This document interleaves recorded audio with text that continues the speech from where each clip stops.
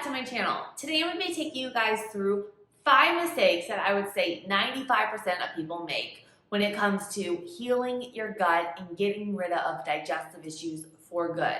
This is going to be a do this, not that, to heal your gut edition. We've all been there, guys. You go to every doctor, you have gas, bloating, you may have barely can go to the bathroom, or you can't leave the toilet. You may have eczema, rosacea, you can't lose weight. All of these are linked to the gut. And you go to every doctor, you pay tons of money with testing, you get on all these herbs or medications, and then as soon as you add that food back in, or as soon as you finish the protocol, all of your symptoms come back, or they just never went away. There's so much information out there on the internet with gut health, supplements, testing, and it's so confusing to know, where do I start? What diet's best for me? What is the best? And the truth is, everybody's body is different. Everybody's gut microbiome is different.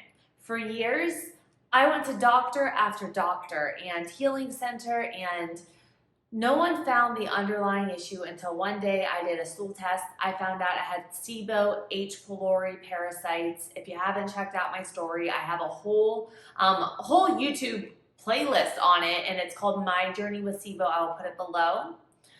But I went to every doctor. I spent tons of money, did all the testing, all the diets, and every time I finished, the medication for the H. pylori, whatever it is, the digestive issues either never went away or they came right back. I did a low FODMAP diet for 5 years, added in a FODMAP, boom, issue came back. It wasn't until I truly was able to heal my gut, which we're gonna talk about, and I was able to heal my gut to get all of the food back in and then be able to truly thrive. So we're gonna be going over today 5 mistakes that I would say most people make when it comes to healing your gut, and what to do instead to get rid of your digestive issues for good, to get rid of your eczema, skin, anxiety, because like I said, guys, everything is truly linked to your gut.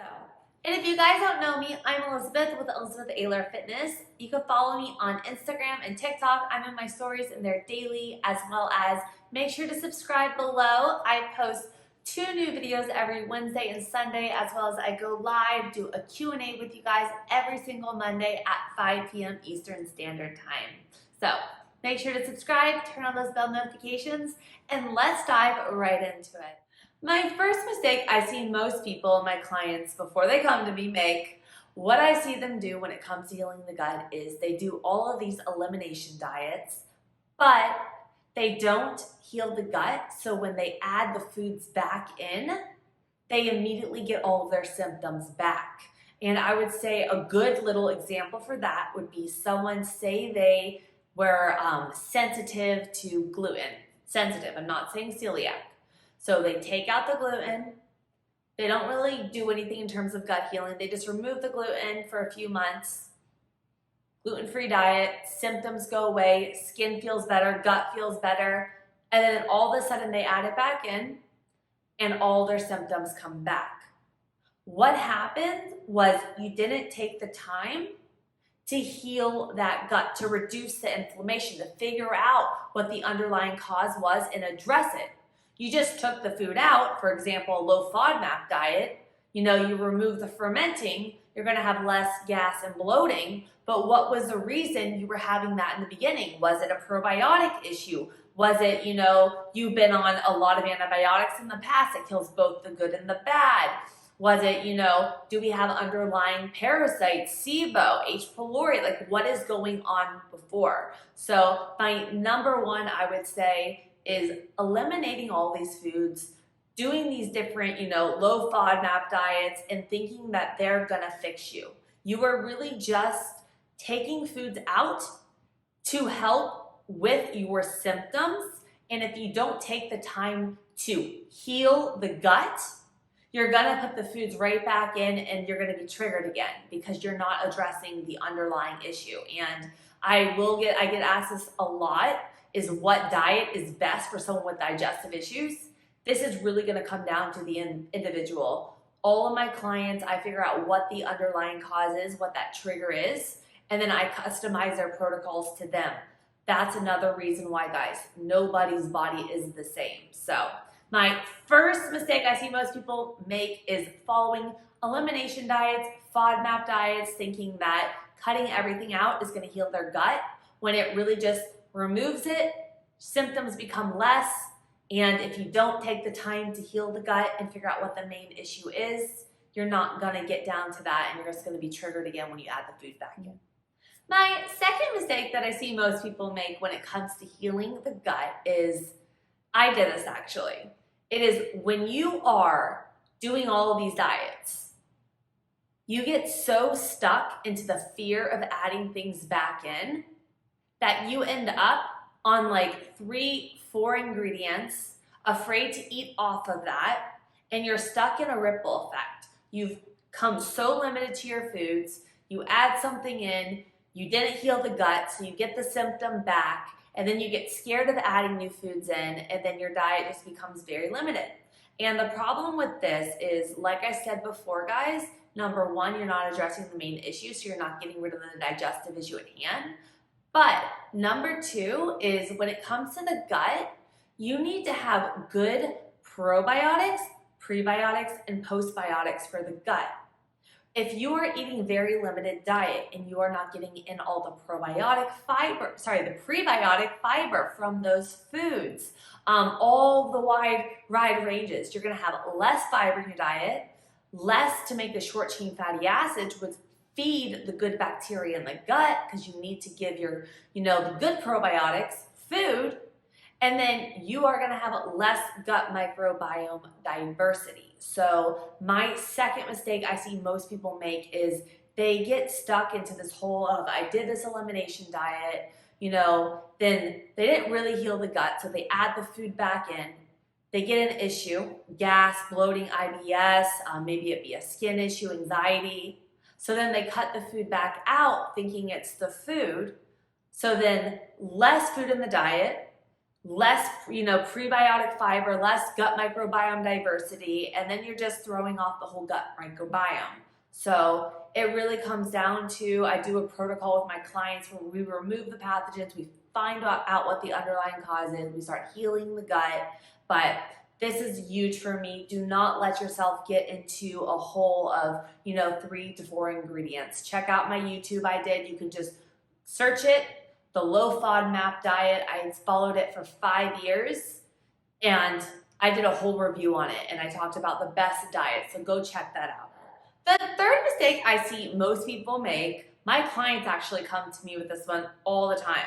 They tell me, Elizabeth, I am taking acid blockers, and I'm gonna throw a disclaimer out there. I am not a doctor, I'm a holistic nutritionist.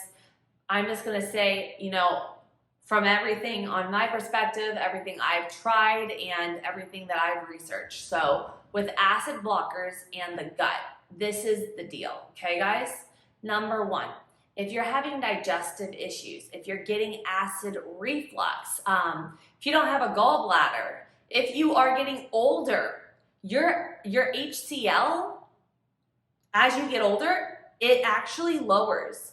If you are having acid reflux, a doctor may put you on, an acid blocker to bring it down, but actually it's because you are low in stomach acid.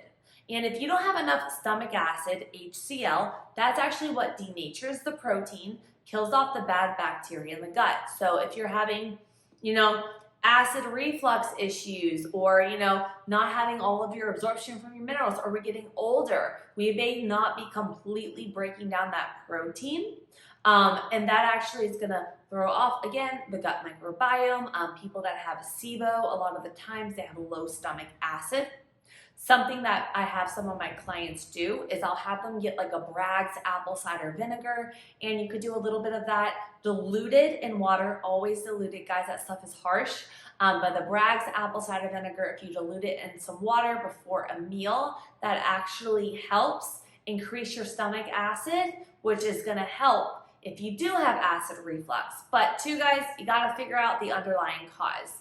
But I would say my third mistake I see most people make is they get on things like an acid blocker, and that actually lowers their stomach acid more. It makes them more prone to having the overgrowth of bad bacteria.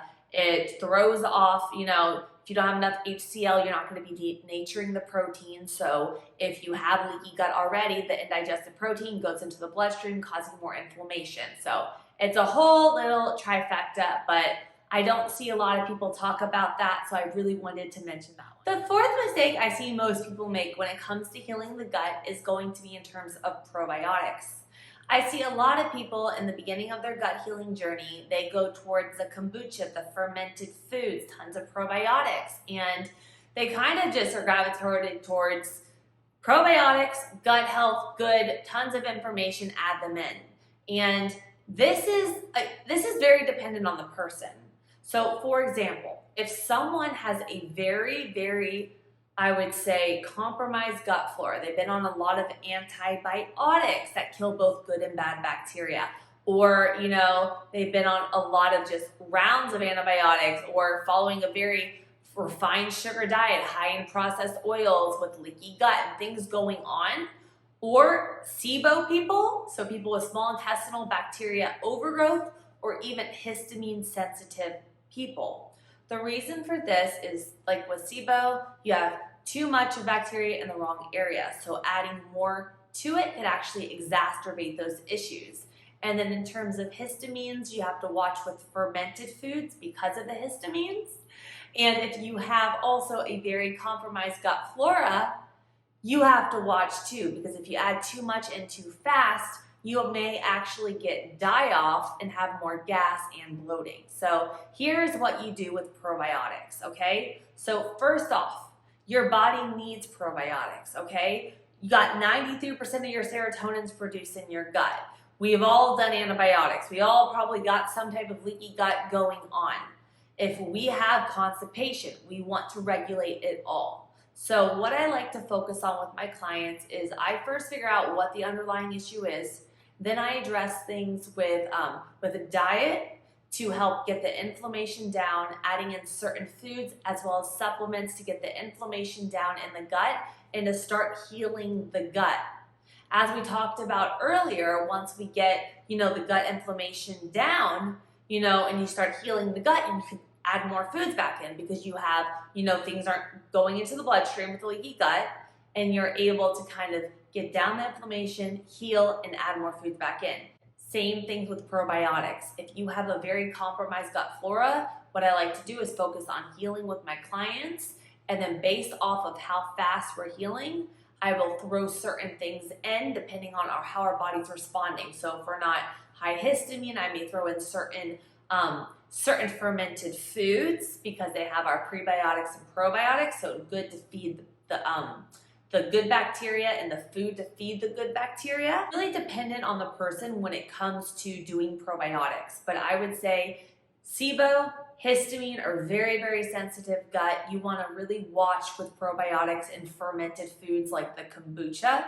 I always like to start off, I'm going to share with you guys my two that I use. So I focus number one, I will put below, I use a 8 billion probiotic. This one is incredible. I've never had issues with it. I do 1 to 2 of these a day, morning and night. This has helped me tremendously with gut, bowel regularity. And then when you are taking a probiotic, you want to make sure you are getting the prebiotics in there to feed the good gut microbiome. So I do a unflavored multi-fiber. You could throw this in your smoothie. You could throw this in anything. There's absolutely no flavor. Fiber helps give the prebiotics food, feeds the probiotics so that they could replenish your gut microbiome and help heal. So my fourth mistake I see most people make is they just go hardcore into the fermented foods, the kombucha, and all those probiotic things when it could be exacerbating the issue before they focus on healing. And then the most safe things that I've been is doing a good fiber, because this is again going to give the good bacteria that we're having food, prebiotic food, and then doing a good probiotic, not coming from the histamines that could be triggering. So Boom, boom, these are my two favorite. And I do want to say, guys, there is nothing wrong with fermented food. I do it on a daily. I did a whole video on it, like I talked about. It's just adding it in at the right time. And that may not be, you know, 1 week into your gut healing journey. That may be 3 months, 6 months, depending on who you are and what our underlying issue is. The fifth mistake I see most people make when it comes to healing their gut and getting rid of digestive issues for good is not figuring out what the underlying cause is. And wait, hold on, you guys. So I see so many people, okay? They will go online, they will Google things, they will follow these protocols. They're like, okay, what fixes digestive issues? Okay, I'm gonna follow that, let's do that. But they never figure out what the underlying cause is. And I don't just mean underlying cause like, okay, do we have SIBO, H. pylori? Yes, that's amazing to know. But I also mean there's root causes that can trigger digestive issues. Ask yourself when they started and look back and look and see, was there a traumatic event that happened in your life? You know, did you go through any type of traumatic event? Were you on courses of antibiotics? Did you go out of the country? Did you have just any type of event, stressor, medication, surgery? Look at it all and roadmap those together. When I hop on a call with my client, we do our consult calls, and I ask them, you know, were you a C-section baby? Because that affects your gut microbiome. Did we have, you know, do we have acid reflux? Did we have the yeast infections? Were we on antibiotics? What surgeries have we had done? What runs in the family? What their current diet is? Because all of these matter. And a little example would be, you know, if I figured out that someone had all of these digestive issues, and then on top of that, they're having thyroid issues, they're hitting menopause, they're gaining weight, gas, bloating, and now their vitamin D levels are low, all of their minerals are running low. Then I ask them, hey, what surgeries have you had? Oh, well, I had my gallbladder removed. Well, what did your doctor tell you to do with your diet? Then just eat like normal. Wrong. If you don't support the gallbladder, you're not going to be breaking down, producing the bile to absorb your fat-soluble vitamins, and then over time that leads to deficiency. You're going to have digestive issues. So it's truly about working with someone to find the underlying cause. You could do different types of testing. Sometimes I send my clients away for different, you know, a SIBO test or a GI MAPS test or a Dutch test for hormones, just so we know what truly is going on. We're able to bridge all of the gaps together and then customize that protocol to that. So by not figuring out what the underlying cause is and just guessing and picking these random things, it's just, I know you want to get better fast. I know we all want that fast pill that we can just take and get better, but taking the time to actually, you know, figure out what that root cause is and to work with someone to get a specific protocol towards that that's customized to you, that makes such a huge difference, because you may be treating your body wrong for something you don't even have, and that's going to shift your gut microbiome. So my fifth mistake I see most people make is just following generic protocols, not figuring out what the underlying root cause is. So you're just second guessing around things and not addressing the root cause, which is actually what you need to heal that gut for good. Before I hop off, I do want to say a few things, guys. Remember, you could be following every supplement diet out there. If you don't change your lifestyle, you're in a chronic state of stress. You say, hey, it's not about the vagus nerve, and even though I'm running around and I'm stressed out and doing this, my stomach should be good. No.